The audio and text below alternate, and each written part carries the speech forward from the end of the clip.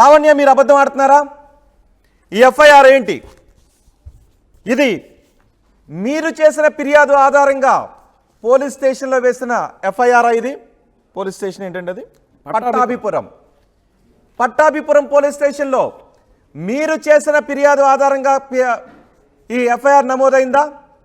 ఆ రోజు మీరు వేసిన ఫిర్యాదు ఆధారంగా నమోదైన సెక్షన్లు 376(1) ఐపీసీ, 307 ఐపీసీ, వీటితో పాటు 323, 506, 509 ఐపీసీ.